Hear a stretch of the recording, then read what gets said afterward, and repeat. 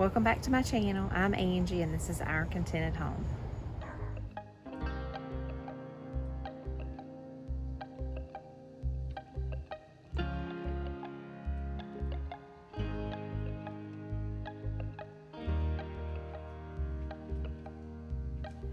So today I'm going to show you how I dry hydrangeas. Hydrangeas are one of my favorite flowers, and I love to pick them fresh and put them in my house, but I also love to dry them and decorate for fall, and I'm going to show you how I do that. So these are my hydrangea bushes, and they're not huge, but I have gotten a lot of good blooms on them, so I'm going to show you when to cut them and how to dry them. So I'm going to show you an example of hydrangeas that are not, you shouldn't cut them and dry them because they'll just wilt. And that one right there, see, all the blooms are not in it yet, and so you want to wait. That one right there, they're not quite all in there, so if you cut that and took that in, it would just wilt. So let me show you one that is ready to be cut. So this one is perfect for cutting. So all of the blooms are in, it's all filled out, and really all the ones on this bush are good for cutting. The other ones, if you cut them, they would last in water for a while, but when they dried, they would just wilt. That happened to me earlier in the season, but when it's like this, it's perfect. So next we will cut them and dry them.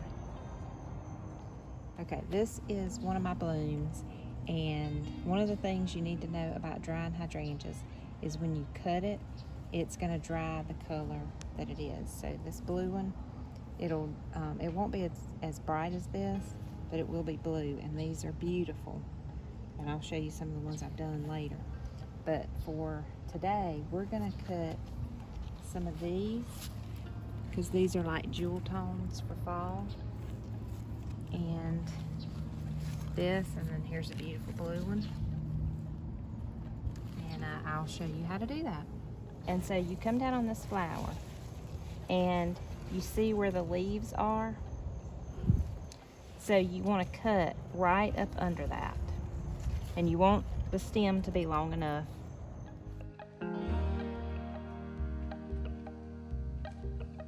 Then we're going to take all these leaves off because we don't want any of that in the water.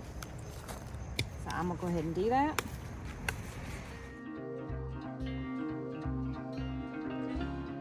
And then I'm going to cut a couple more, and then we'll take them inside and I'll show you what to do next.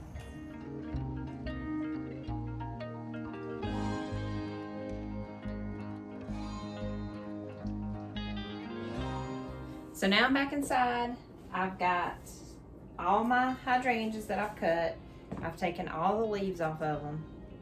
And now I'll take them over to the sink and we'll cut them again. So remember, when we cut them off of the shrub, we cut them between the leaf.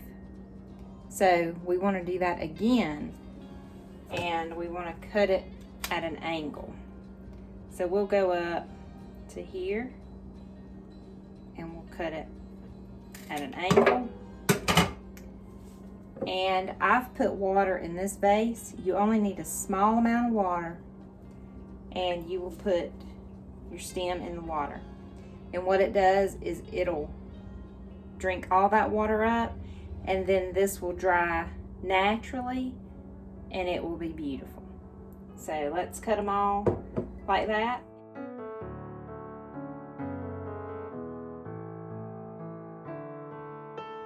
So after you've got your blooms in your vase, you don't add any more water. So these blooms will drink up the water that's in here, and then they will dry beautifully. So what you want to do is put them out of direct sunlight, give them about 2 weeks, and they will dry just beautiful. And you can use them for wreaths, for any kind of arrangement. Put them in a basket. You can do all kinds of things with them.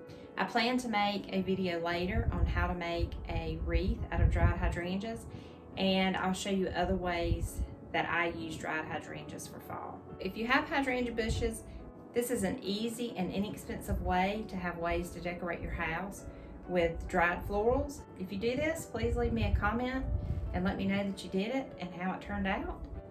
And I hope y'all enjoyed it.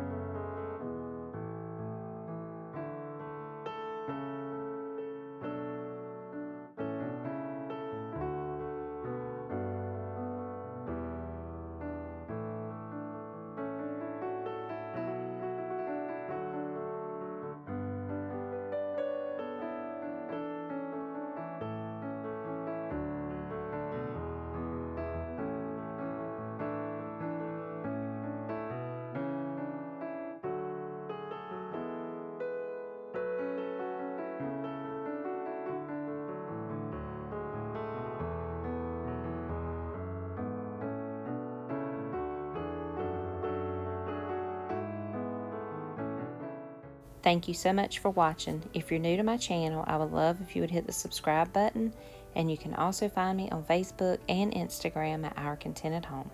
See y'all next week. Bye-bye.